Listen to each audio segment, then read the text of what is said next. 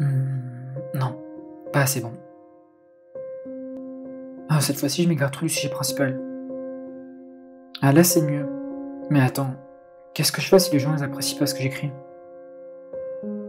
Allez, Mika, ça doit être parfait.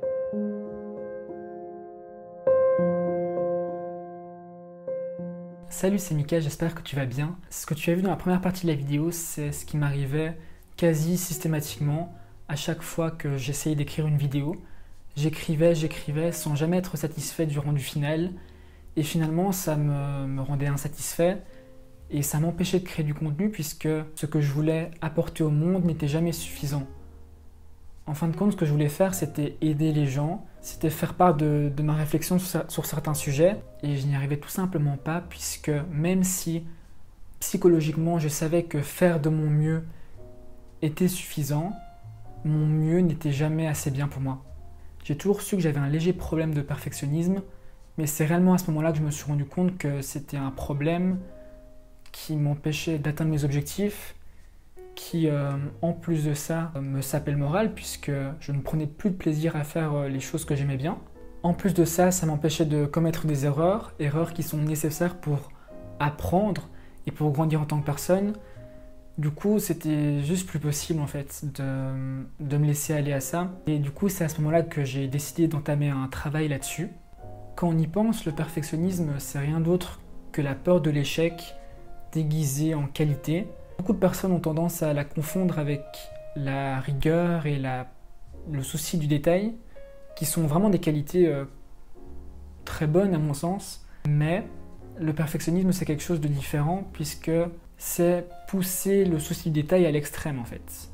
Ça veut dire s'acharner sur une miniature pendant 4 heures alors que ça ne changera pas grand-chose au final, ou bien passer une demi-heure à choisir un filtre Insta, ou s'arracher les cheveux parce qu'on a fait une faute dans un SMS, ou dans la même lignée, relire 15 fois ses SMS. C'est quelque chose que je fais souvent, relire 3, 4, 5 fois un SMS avant de le renvoyer parce que je me dis que je peux pas laisser passer une faute d'orthographe. Et je pense que justement, c'est là-dedans que se trouve ma plus grosse erreur, et sûrement celle de beaucoup de gens, c'est d'associer l'échec, le fait de rater quelque chose, de ne pas être doué à quelque chose, à la honte et au mépris. On a l'impression que si on rend un travail, si on sort quelque chose, on donne quelque chose au monde, ou qu'on s'exprime d'une manière qui n'est pas parfaite, eh bien on va être humilié, on va être considéré comme un con. En fin de compte, que notre travail ou que nous-mêmes n'auront plus de valeur.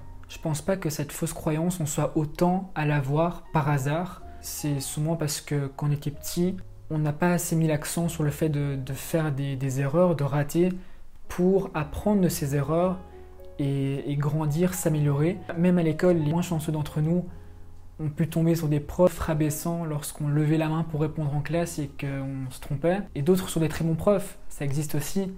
Mais je parle globalement, et même à la maison, personnellement, on ne mettait pas vraiment l'accent sur le fait d'échouer. C'était plutôt la réussite, Michael, il faut que tu réussisses. Et donc pour toutes ces raisons, je pense qu'une grosse portion de la population, surtout à notre époque avec l'idéal de la perfection qui est mis en avant sur les réseaux sociaux, beaucoup de personnes ont ce problème de perfectionnisme. Et donc tu dois te demander, le remède au perfectionnisme, c'est quoi? Comment faire pour changer, pour arrêter de se gâcher la vie à se demander la perfection alors que nous ne sommes que des humains? Eh bien la solution elle est simple, c'est passer à l'action. Aussi simple que ça.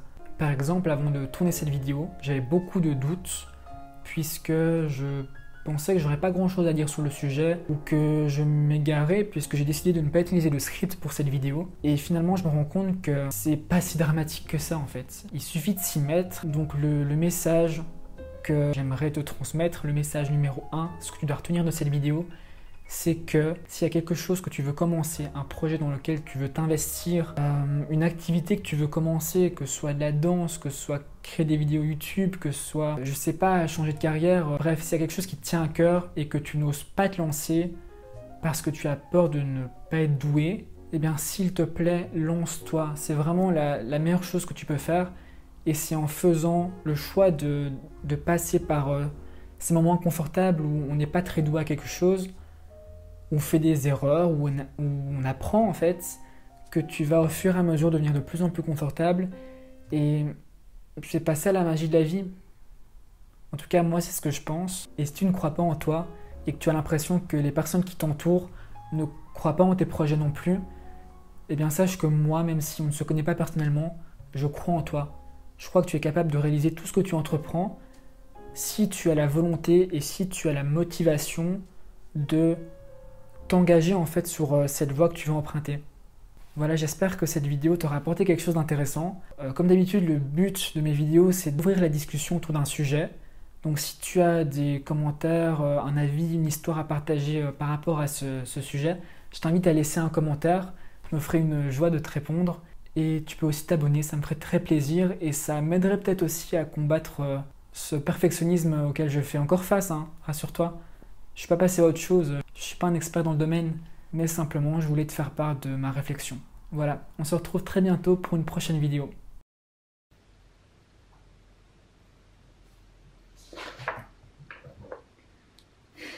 Ouais, et puis merde, c'est très bien comme ça.